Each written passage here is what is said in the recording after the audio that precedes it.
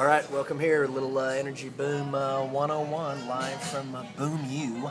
You're gazing out upon the window on the gorgeous architecture, I think it's called Prairie something, architecture, anyway.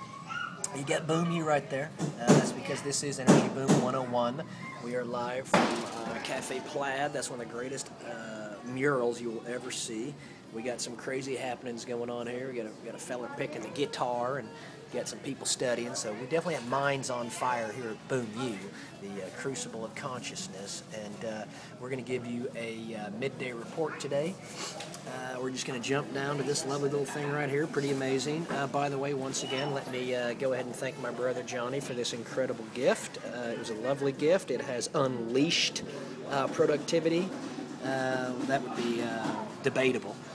But thank you, Johnny. I love you. And here comes the midday report on the Confluence. Now, you know what the Confluence is. That's where crude oil and cannabis meet. And they're meeting right here on Wall Street. They meet on the street. Trademark that one. They meet on the street. And that's M-E-E-T, not M-E-A-T, you sick bastards. And this is the Confluence. So the top four stocks there at the top of the chart are all cannabis stocks. Actually, even the fifth one is. It's a new one I've brought in. I don't know if we're going to follow it. We're still calling this the four-leaf clover, but we'll include that new stock, which is ticker symbol CCC, as part of the Confluence. And so below the cannabis stocks, you have the crude oil stocks. And that's when you start seeing this stuff like Devon, Osage, Apache, Unit, Continental, all of them Oklahoma-based. We're going to follow the crude oil stocks as well as the cannabis stocks to keep track of the Confluence as it happens. We're using amazing research techniques, and our forensic science is beyond, it's really beyond question, because we basically look at the Yahoo Finance page, and then we get the lovely Daily Oklahoman, and we'll go get the Wall Street Journal if we have time. But for now, we'll give you an overview of the Daily Oklahoman, because there's going to be some good stuff in here on crude oil. However, since this is the Confluence and we're going to talk about cannabis, let's give you a quick update on what's happening. If there's anything big happening in the cannabis world.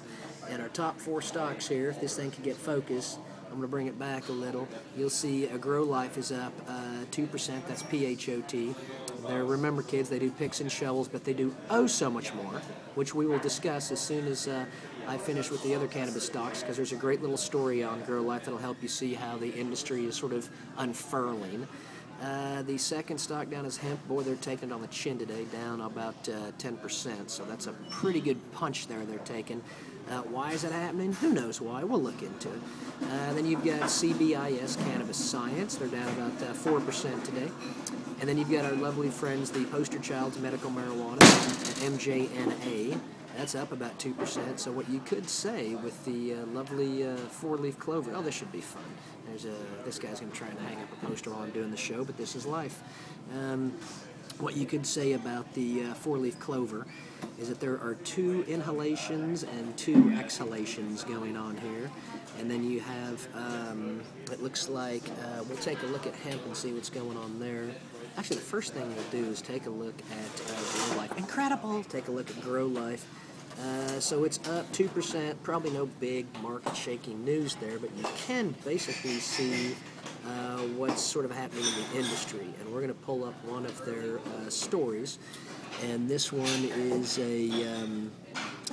this looks to be a PR release on behalf of GrowLife, and it's called GrowLife Completes First... Oh, here you go. Check it out, kids. GrowLife completes first Colorado gift transaction with premier medical cannabis dispensary, Leaf Aspen.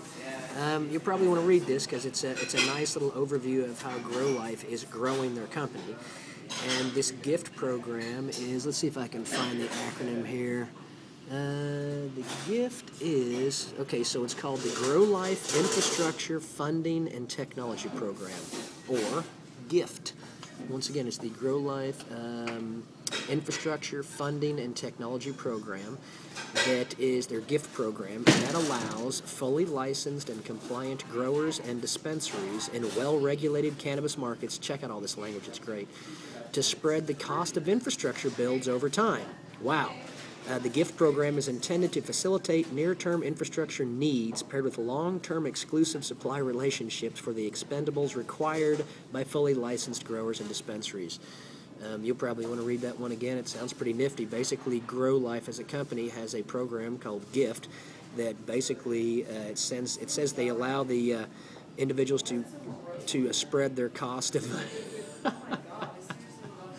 so grows and this is great. This is part of the bubble and the boom of life, but you gotta love someone that just comes in right now and asks why this place is so morose. Now you gotta love the language that's used, morose, but I doubt that it's she's probably projecting pretty well, but that's all right. That's just part of the connection of crude and cannabis and consciousness live here from booooom.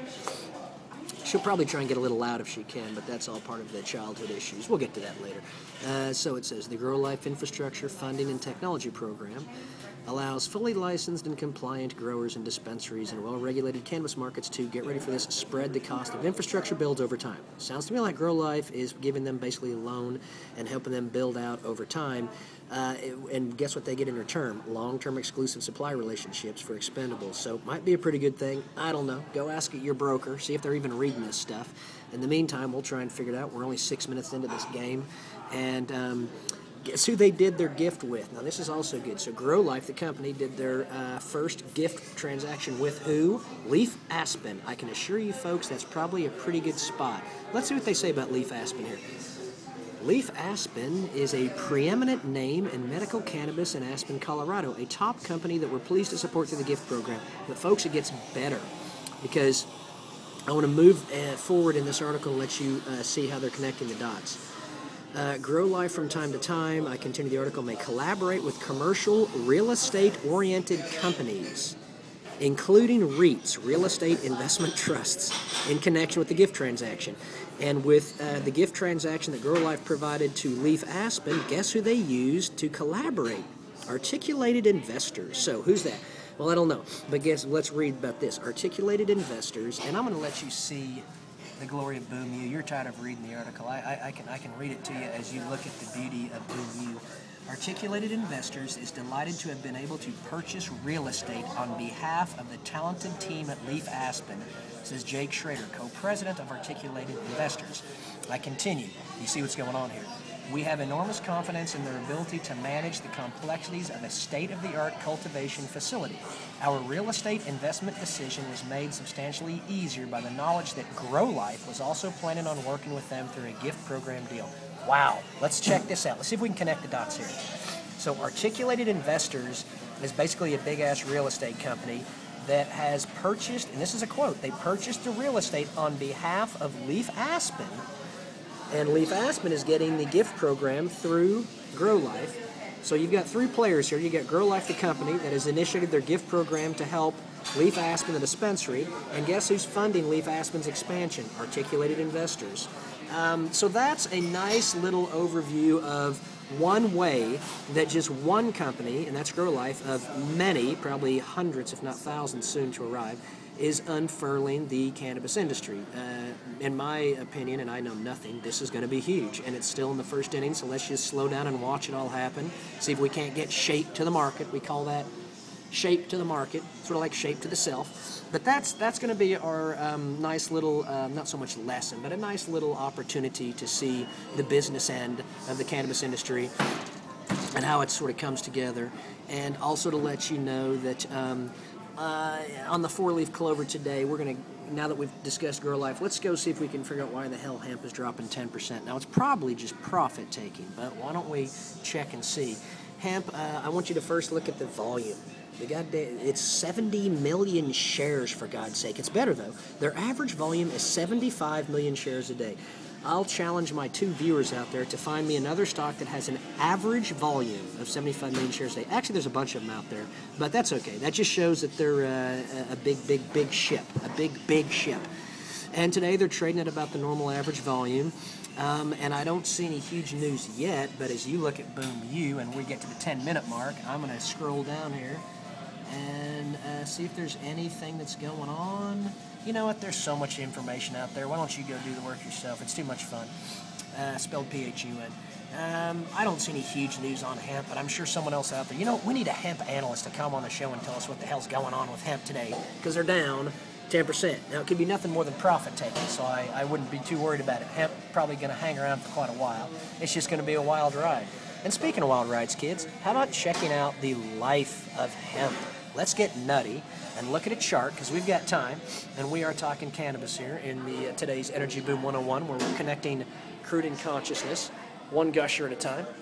I think we've also been known to chase the echoes of existence, one gusher at a time.